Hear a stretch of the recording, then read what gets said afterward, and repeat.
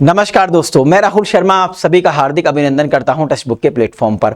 Answer writing यानी उत्तर लेखन और इसके साथ साथ बोलना दुनिया में कोई किसी को नहीं सिखा सकता, लेकिन हाँ दोस्तों, मदद जरूर की जा सकती है। मैं इसका आपको एग्जाम्पल देता हूं। जब आप छोटे थे तो पानी को आप मम कहा करते थे, यानी आपने बोलने की शुरुआत की, आपने बोलना शुरू किया, मम तो कहा, लेकिन बाद में आपकी माँ ने उसमें मदद करी और आज आपको उसी मम से वो पानी पर लेके आ गई। खैर, पानी के अलावा आज आपको वाटर पता नहीं क्या क्या बोलते हैं। आपने शुरुआत की और माँ ने आपकी मदद कर दी। इसी तरीके से दोस्तों, आंसर राइटिंग यानी उत्तर लेखन की शुरुआत आपको करनी होगी और उसमें मदद हम लोग आपकी करेंगे, डेफिनेटली मदद करेंगे। आज बात हम आंसर राइटिंग यानी उत्तर लेखन की क्यों कर रहे हैं दोस्तों, सवाल उठता है ये। देखिए, अगर मैं यूपीएससी के सिविल सर्विस एग्जाम की बात करूं तो इसके 3 स्टेज हैं, प्रारंभिक परीक्षा यानी प्रीलिम्स, मेंस और इंटरव्यू।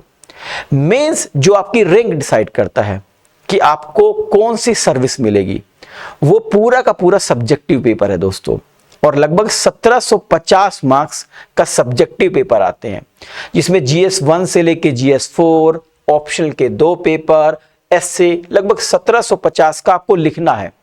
आपके पास लाख नॉलेज है, आपने बहुत सारी गवर्नमेंट स्कीम्स आपको पता है, आपने बहुत सारी बुक्स पढ़ रखी हैं, बहुत सारी रिपोर्ट तैयार कर रखी है, लेकिन आप अच्छे से लिख नहीं पा रहे हैं, अच्छे से रिप्रेजेंट नहीं कर पा रहे हैं, तो वो सब बेकार है। भाई, जो आपकी कॉपी चेक कर रहा है उसको क्या पता कि आपको कितना पढ़ा हुआ है, आपने कितना आप जानते हैं। वो तो आपकी कॉपी देख के ही आपके बारे में अंदाजा लगाएगा। देखिए, कुछ चेंजेस करके, कुछ साधारण सा चेंजेस करके हम बहुत अच्छे मार्क्स ले सकते हैं। आज हम उन्हीं सब मुद्दों पर बात करेंगे, लेकिन उससे पहले सवाल उठता है कि हमें आंसर राइटिंग की शुरुआत कब करनी चाहिए। क्योंकि मैंने देखा है बहुत सारे स्टूडेंट्स क्या करते हैं कि जैसे ही उन्होंने दिमाग में रखा कि यूपीएससी की तैयारी करनी है, वो पहले दिन से ये डिसाइड कर लेते हैं कि अब तो भैया हमें आंसर राइटिंग की शुरुआत करनी है, अगर हम आंसर राइटिंग नहीं करेंगे तो हमारा सिलेक्शन नहीं होने वाला। हाँ, मैं इस बात को मानता हूं कि आंसर राइटिंग बहुत जरूरी है, लेकिन यह भी बहुत महत्वपूर्ण है कि आंसर राइटिंग की शुरुआत कब से करनी चाहिए, यानी उत्तर लेखन की शुरुआत आप कब से करेंगे। अगर आप अभी शुरुआती दौर में, आप एक बिगिनर हैं, तो मैं आपसे यह कहूंगा कि एटलीस्ट 3 से 4 महीने तक आप अपने कॉन्सेप्ट यानी कंटेंट यानी अपने डेटा यानी बेसिक्स को तैयार करें। यानी लिखने के लिए आपके पास कुछ होना चाहिए। मैं बहुत सारे विद्यार्थियों को देखता हूं कि पहले दिन से वो कुछ ना कुछ लिखना शुरू कर देते हैं। ये एक गलत सिस्टम है। पहले आप 3 से 4 महीने एनसीईआरटी पढ़िए, कुछ स्टैंडर्ड बुक्स पढ़िए, एक अपना डेटा तैयार कीजिए, अपना बेसिक स्ट्रॉन्ग तैयार कीजिए, अपने कॉन्सेप्ट को क्लियर कीजिए। हाँ, उसके बाद आप लिखने की शुरुआत कर सकते हैं। इसके लिए भी आपको मैं एक सिंपल सा तरीका बता देता हूं। आप क्या करें, बहुत सारे जैसे जीएस पेपर 1 से लेके जीएस पेपर 4 या फिर आपके एसए या फिर जो भी आपने ऑप्शन चूज किया है, उसके ऑलरेडी मार्केट में बहुत सारी बुक्स हैं जिसमें previous year questions with solution है। आप क्या कीजिए, डेली बेसिस पर जब आपका एक कॉन्सेप्ट तैयार हो जाए, डेली बेसिस पर एक क्वेश्चन लीजिए, उस क्वेश्चन को पढ़िए और उस क्वेश्चन के बाद जो उस बुकलेट में सॉल्यूशन दिया हुआ उसको पढ़िए। फिर उसके बाद उसी क्वेश्चन से रिलेटेड जो भी मटेरियल किसी स्टैंडर्ड बुक में पढ़िए और एक बार गूगल कर लीजिए। जब 3 जगह से आपका मटेरियल तैयार हो जाए, उसके बाद उसको लिख कर देखिए। अब लिखना कैसे है इस पर बात कर लेते हैं, क्योंकि बहुत सारे स्टूडेंट्स को यही नहीं पता है कि लिखना कैसे होता है। तो चलिए इस पर बात कर लेते हैं दोस्तों। देखिए, मैंने एक सिस्टम बनाया है। मैं ये मान के चल रहा हूं कि आप 250 वर्ड्स लिखेंगे। वैसे नॉर्मली मैं आपको स्टैंडर्ड बता देता हूं कि आपकी स्पीड कितनी, क्योंकि स्पीड भी बहुत मायने रखती है। आपको एटलीस्ट 7 मिनट के अंदर 200 वर्ड्स कम से कम लिख देने चाहिए। अगर आपकी इससे कम स्पीड है तो आपको दिक्कत डेफिनेटली आपके एग्जाम में होने वाली है। तो ये मैंने एक फॉर्मेट लिया है जिसमें नॉर्मली क्या होता है कि एक क्वेश्चन आता है, अब आपको लिखना कैसे है। तो देखिए, किसी भी क्वेश्चन का अगर आप जवाब देंगे, सवाल का जवाब देंगे, तो उसको 3 भागों में बांटते हैं। पहला आपका इंट्रोडक्शन यानी प्रस्तावना वाला भाग, फिर दूसरा बॉडी पार्ट और तीसरा कंक्लूजन। तो 3 हिस्सों में किसी भी सवाल के जवाब को हम रिप्रेजेंट करेंगे एग्जामिनर के सामने। अब कुछ बेसिक पॉइंट्स है जिस पर बहुत अच्छे से आपको ध्यान रखना है। जैसे मैंने कहा कि अगर 250 वर्ड्स का क्वेश्चन आता है तो इंट्रोडक्शन को आप एटलीस्ट 30 वर्ड में खत्म कर देंगे। बॉडी पार्ट जो बहुत महत्वपूर्ण होता है, किसी भी सवाल का शानदार जवाब होता है, उसको आप कम से कम 190 वर्ड में लिखेंगे। और इसके बाद दोस्तों जो कंक्लूजन है उसको भी 30 वर्ड में आप खत्म कर देंगे। यानी कि अगर 250 वर्ड का क्वेश्चन है तो 30, 190, 30 ये आपका रेशियो होना चाहिए। मैं ये नहीं कह रहा कि बिल्कुल आप एकदम कसम खा लें, ऊपर नीचे थोड़ा बहुत हो सकता है, लेकिन ये एक स्टैंडर्ड फॉर्मेट है। अब जैसे ही आप अपना इंट्रोडक्शन की शुरुआत करते हैं तो कुछ चीजें पर फोकस करना है। इंट्रोडक्शन को हमेशा पैराग्राफ फॉर्म में लिखिए, यानी कि 3-4 लाइन में खत्म कर दीजिए। ये नहीं कि शुरुआत में मैं देखता हूं बच्चे बुलेट पॉइंट से स्टार्ट कर देते हैं इंट्रोडक्शन को, जो एक गलत इंपैक्ट डालता है। जो कॉपी आपकी चेक कर रहा है उसको लगता है कि इसने कुछ एक कॉपी को ऐसा लगता है जैसे एक खाली छोड़ दी है। तो आपको भराव भी लाना है तो शुरुआत में पैराग्राफ से स्टार्ट कीजिए। कोशिश कीजिए कि जो पॉइंट फॉर्मेट है, जो बुलेट पॉइंट्स वाला फॉर्मेट है, उसको अवॉइड करने की। उसके बाद जो दोस्तों पॉइंट वाइज फॉर्मेट की मैं बताता हूं, जो आपको फॉलो करना है किसमें, आपके बॉडी पार्ट में। देखिए बॉडी पार्ट में आप क्या कीजिए, पॉइंट का इस्तेमाल कीजिए, सब पॉइंट्स का इस्तेमाल कीजिए। जैसे आपको कोई महत्वपूर्ण बिंदु लिखना है तो उसको पॉइंट में लिख दीजिए, लाइन में लिख दीजिए, उसके बाद सब पॉइंट्स, जैसे मैंने यहां पर आपको मेंशंस किया हुआ है। इसके अलावा दोस्तों डेफिनेटली आपको कोशिश करने की आप फ्लो चार्ट का इस्तेमाल करें।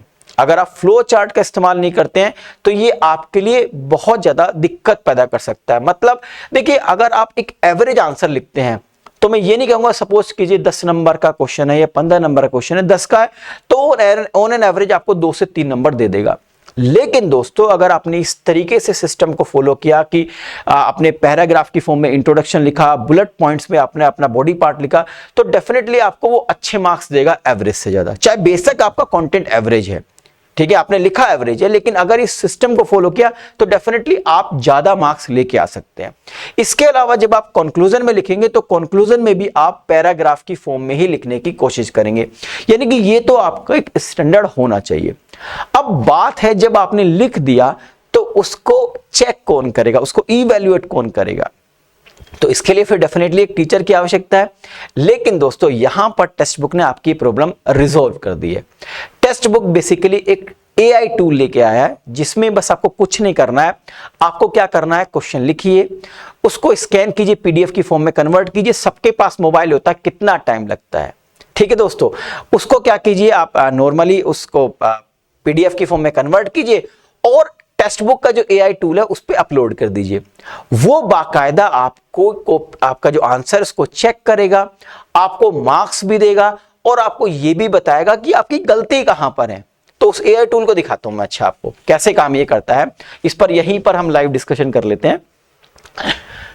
देखिए यहां पर आपको एक एआई टूल दिख रहा होगा जो जिसका नाम है एडुमाइंड, ठीक है, edumind.ai ये आपको दिख रहा है।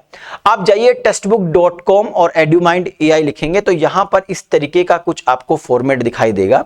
यहां पर आपको लॉगिन का ऑप्शन होगा। जैसे ही आप इस लॉगिन पर क्लिक करेंगे तुरंत ही वो आपसे आपका मोबाइल नंबर यानी फोन नंबर मांगेगा और उस पर आपको एक ओटीपी भेज देगा, यानी कि यू आर रजिस्टर्ड नाउ, ठीक है। आप इस पर रजिस्टर्ड हो जाएंगे, आपका नाम वगैरह पूछेगा, कुछ बेसिक सी इंफॉर्मेशन है वो आप फिल कीजिए और आप इस पे रजिस्टर्ड हो जाएंगे।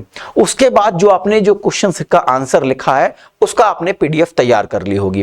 किस तरीके से, मैं आपको एक बच्चे का जो एक स्टूडेंट है जिसने हमारे ऑलरेडी इस पर एक क्वेश्चन आंसर लिखा है, मैं आपको दिखाता हूं।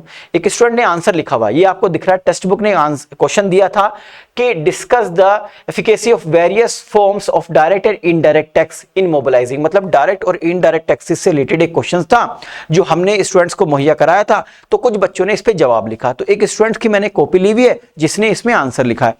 तो कोशिश करते हैं इस क्वेश्चंस को एक बार ट्राई करके देखते हैं कि किस तरीके से इसके मार्क्स देता है, कितने मार्क्स देता है ये टूल, और बताता है कि कहां कहां पर कमियां है। तो चलिए एक बार जरा टूल पे चलते हैं। तो ये जैसे टूल है आपका, मैंने जैसे कहा कि इस पे आप लॉगिन कर लेंगे। लॉगिन करने के बाद अपना फोन नंबर वगैरह जैसे लॉगिन मेंशन करेंगे तो लॉगिन हो जाएंगे। उसके बाद कुछ इस तरीके से ये ओपन हो जाएगा। यहां पर आपको ट्राई नाउ फॉर फ्री का ऑप्शन होगा, इस पे जैसे आप क्लिक करेंगे तो ये कुछ इस तरीके से आ जाएगा। अब आपने देखिए आपका जीएस पेपर 1, 2, 3 या 4 का जो भी आपने क्वेश्चंस का आंसर लिखा है वो यहां सेलेक्ट कर लीजिए। तो यहां पर जैसे हमने सेलेक्ट किया कि जीएस पेपर 3, जैसे इकोनॉमिक्स का क्वेश्चन है तो आपने जीएस पेपर 3 सेलेक्ट कर लिया। और एक कितने मार्क्स का क्वेश्चन है तो आप लिख दीजिए जैसे 10 मार्क्स का क्वेश्चन है तो 10 मार्क्स का क्वेश्चन, 10 और 15 के मार्क्स के क्वेश्चन आते हैं, ये आप लिख दीजिए। और इसके बाद जो आपका क्वेश्चन है उस क्वेश्चन को एक बार चलो आप कॉपी कर लेते हैं कि क्वेश्चन कौन सा है। जस्ट गिव मी 1 मिनट, ठीक है। इस क्वेश्चन को कॉपी कर लेते हैं कि कौन सा जो मैंने लिखा ये क्वेश्चन है, इसको कॉपी कर लेते हैं, ठीक। 1 मिनट दीजिए, इस क्वेश्चन को पूरा कॉपी कर लेते हैं और फिर वहां पर देख लेते हैं कि हमें किस तरीके से हमारी मदद करने वाला है, ठीक है दोस्तों। इस क्वेश्चन को यहां पर पेस्ट कर दीजिए,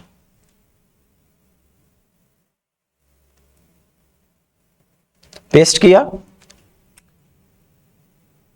जस्ट गिव, हाँ ये क्वेश्चन पेस्ट हो गया।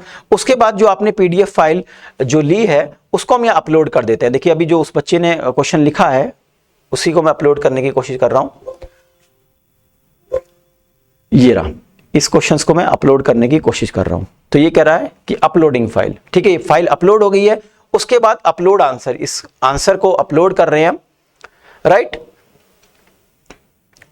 देखिए अपलोड हो रहा है और एक मुश्किल से कुछ टाइम लेगा, स्कैन कर रहा है क्योंकि ये पीडीएफ की फॉर्म में है, ठीक है। कन्वर्ट कर रहा है hand writing into text, text में कन्वर्ट कर रहा है, तो ये कुछ थोड़ा सा समय लेता है। देखिए ये हो गया है। अब देखिए इसने क्या किया, जो आपने पीडीएफ की फॉर्म में था उसको ऐसे लिख दिया। अगर कुछ गड़बड़ है आपको तो यहां पर भी आप देख सकते हैं कि आपने जो लिखा वो एग्जैक्टली सेम है क्या। उसके बाद आपको क्या करना है, इवैल्यूएट नाउ। फाइनली दोस्तों ये कॉपी इवैल्यूएट करने के बाद आपको मार्क्स दे देगा। देखिए यहां पर दिया हुआ है 4 आउट ऑफ 10, यानी कि 10 में से आपको 4 मार्क्स दिए। इसके अलावा जो सबसे महत्वपूर्ण है वो है दोस्तों कि ये फीडबैक देगा, यानी कि इंट्रोडक्शन पार्ट में आपकी क्या स्ट्रेंथ रही, क्या वीकनेस रही। इसके अलावा आपकी जो बॉडी पार्ट है उसमें क्या स्ट्रेंथ रही, क्या वीकनेस रही, और कंक्लूजन आपने कैसे लिखा। तो यहां पर देखिए क्लियरली इसने बोल दिया है कि जो इंट्रोडक्शन में स्ट्रेंथ पार्ट रही है कि your introduction set the context effectively by highlighting the importance of resources mobilisation of for India's economy development. You clearly differentiate between direct and indirect taxes. ये स्ट्रेंथ है। लेकिन वीकनेस के मामले में इसने कहा कि the introduction lacks specific data और रिसेंट इवेंट, यानी कि जो करंट में जो रिसेंट इवेंट्स हुई हैं, यानी कोई आपने किसी भी तरीके कोई एग्जाम्पल नहीं दिया है जो डायरेक्ट और इनडायरेक्ट टैक्स से रिलेटेड अभी के माहौल में है। तो यानी कि इसने इंट्रोडक्शन वाले पार्ट को भी यहां पर अच्छे से बता दिया है। इसके अलावा ठीक है बॉडी पार्ट की भी स्ट्रेंथ और वीकनेस बताई है, और इसी तरीके से लास्ट में कंक्लूजन की भी स्ट्रेंथ और वीकनेस दी है। यानी कि दोस्तों जैसे मैंने कहा ना कि आंसर राइटिंग हो या बोलना हो, इसकी शुरुआत आपको करनी होगी, लेकिन इसमें मदद हम आपकी करेंगे नहीं, टेक्स्ट बुक करेगा। तो टेक्स्ट बुक आपके लिए लेके आया ये AI टूल, ठीक है, एड्यूमाइंड।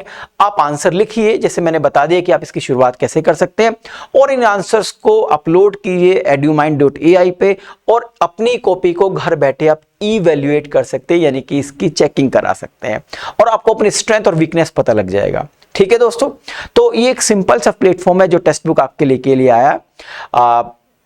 आप डेफिनेटली इसको ट्राई करेंगे। आशा करता हूं आपको वीडियो पसंद आई है। बहुत बहुत शुक्रिया। नमस्कार, जय हिंद दोस्तों।